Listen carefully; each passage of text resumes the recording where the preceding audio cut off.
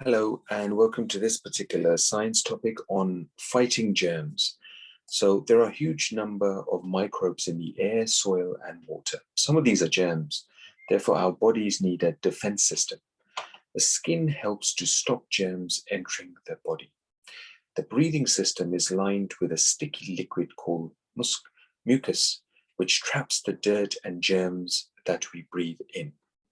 Tiny hairs called cilia gradually waft the dirty mucus up to the throat where it is swallowed. The germs are then killed by hydrochloric acid inside the stomach.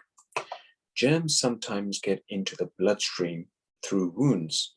If this happens, white blood cells attack them.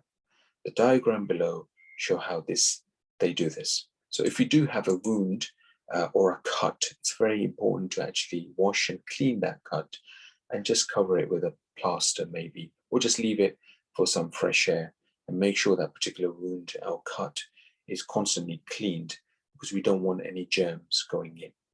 So here we've got two examples of white blood cells. So these are bacteria are taken in and digested inside the system. We have nucleus, a phagocyte as well. So the lymphocyte sends out chemicals called antibodies to destroy the bacteria inside the nucleus. All right, so you can see that here, our nucleus is here, and the nucleus is slightly bigger on this side as well.